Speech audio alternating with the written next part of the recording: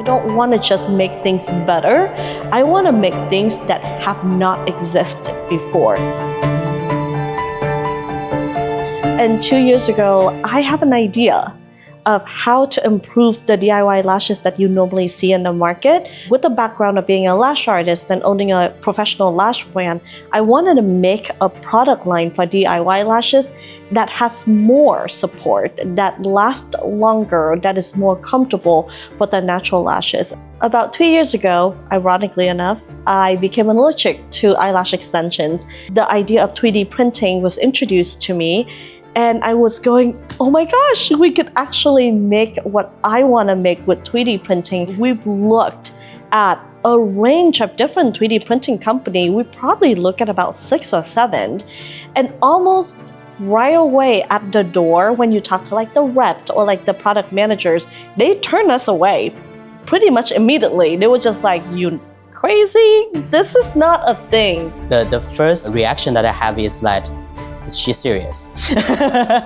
So I spent about 6, almost 7 years at MIT. And so during the time there, my main research was about 3D printing and really looking at how to push the limit. And what got me really excited is really sort of like looking at how can you developing a new type of 3D printing technology that can do something more soft, more flexible, like textiles, fabric, and foams, and all of that. And that has been, nobody really was talking about it, or nobody was trying to do that. And and then so like when I started looking into it, and you realize that one of the reasons people are not doing it is because it's extremely hard. And not only you have to developing a new machine for that, you have to develop a new software so you can actually design those kind of things. You have to developing new type of chemistries, new type of materials, so you can get things actually to the level of softness and then smoothness that you want. And when I first met Michelle, I was like, what is this? I was a little confused. And then as I got to talk to Michelle more, I started to see okay, she's got some big ideas. She's approaching this whole thing differently. So OPT is very different than other 3D printers. We try and take an approach where we want to work with innovators, creatives, and work with them, understand their vision, and be kind of that turnkey service to take them from their idea all the way to parts in production. I mean, I think what makes OPT especially different, if I look at their technology, there's some companies that can make really fine, detailed parts well, but they can't make them at scale. And then there's other companies that can make parts at scale, but the quality's crap. OPT has got this sweet spot with our technology that allows us to do both really well. And the fun part of my job is trying to find the industries where it makes sense for us to go. And so I think when we started meeting with Michelle more and we got to do this more of a collaborative approach, she came to Boston, we got to do some workshopping together with the designers, all these ideas just started flowing. I remember there was a point where it was Michelle and Kristen at the board, and they just started drawing hooks on the lash segment, and that later became the microstructures, which are key to the whole TAD launch. But what if we make, a little structure that goes around the natural lashes so that it can wrap, and then it translating to the idea of, hey, maybe we'll make them with a hook, so then it could go around the natural lashes and go down. Essentially what they do is they're little supports right on the base of the segment that allow for the glue to kind of web between those supports. So when you put glue on, it gets in between there. So then when you push that into your lash, or when you crimp it into your lash, the glue spreads evenly through your lashes. And so what that does is it helps support the load of that segment evenly. So when you put these on, they're absurdly comfortable. That you could sleep with, shower with, wash them with. The microstructure also helps with that. It allows you to wash your lashes twice a day, in the morning or nighttime, like you should, for hygiene purposes. So the microstructure really is the foundations of the TAD lashes. I talked to the R&D team, and to come up with the formulation to make these lashes, they try over 100 different compound formulations, because when I came and talked to them, I said, I want it black, I want it flexible, I want it so comfortable, and I want it to be as stable as we possibly can. The material is really unique in the fact that it has high strength, really good physical properties, but at the same time can deliver this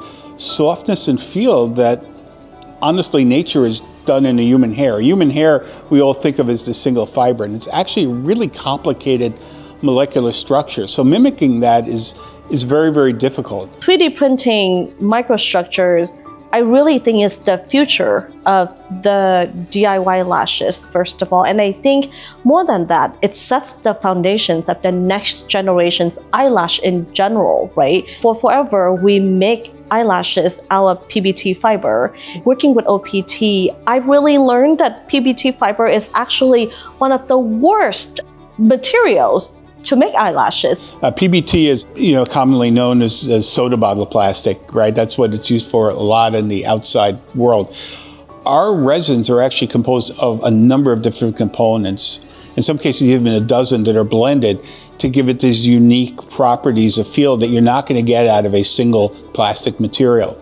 So that's what gives it the softness of feel, the resilience, the bendability, and the strength without being too brittle and harsh. When we first started this, right, it was like, oh, we got to hit these properties. We got to hit the properties that you guys are always used to. And then as we were going through the process, going through the iterations, it was like, oh, wait a minute.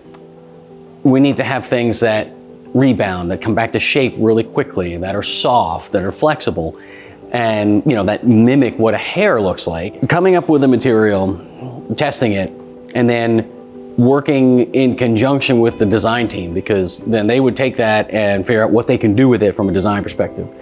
So for the tat lashes, it's actually the most challenging project ever been working on, like ever since I joined this company. For now, like within the past few months, we have created and test printed over 1,000 versions of the lashes, and the details really matters. Like even half of the millimeters of difference would make a difference on your eyes when you put them on. So that's why like maybe we tweak our formulation like a little bit, just make it shorter a little bit or longer a little bit. It's gonna generate already like hundreds of variations there. And we make sure that we go through all of them to find the best answer.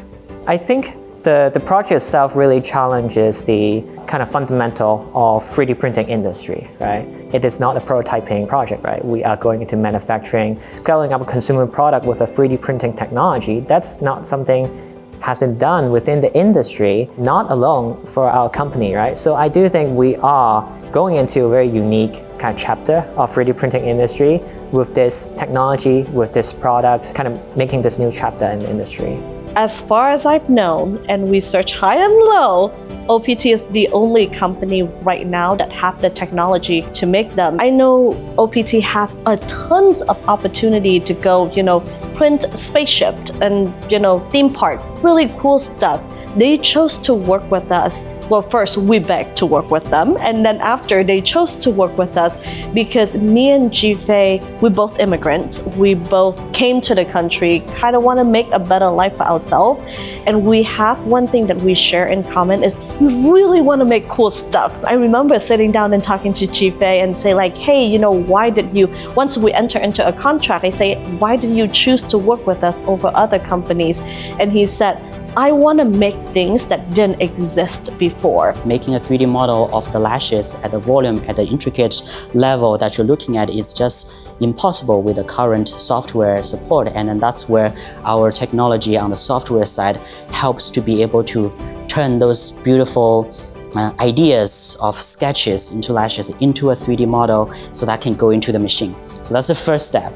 And then there's a hardware side, or once it goes to the machine, right? This idea of having a continuous process, fully automated process, continuous process to make those very intricate structure allows you to make those not at, tens or thousands. It's really look at the millions, if not tens of the millions. And then, so I think that's the two main, really sort of like a fundamental thing that separate us from why us is the only one that can be able to produce the lashes. And I do think the third one, which I consider is the secret weapon, is really the team. I think it takes a lot of rigor, a lot of dedication, a lot of commitment, not only passion about the technology, the manufacturing technology, the 3D printing, but also passion about the product. OPT is very strategically positioned right now in this particular application with the lashes to have a product that really fits a niche, that it can leverage 3D printing and develop products that really can't be developed in any other way. I think we're just really scratching the surface, the tip of the iceberg, that we see that what the technology can offer in terms for the lash industry, but also in general for the world of beauty. Because one of my goal for starting this company is like, how can we develop in the technology to really allow the creatives, to allow the designers to be able to really fully express like what they have in mind and to be able to make it into reality. So sort of like thinking about long-term future, I'm just super excited about what crazy ideas that Michelle still having in her head. We're up for it. Yeah.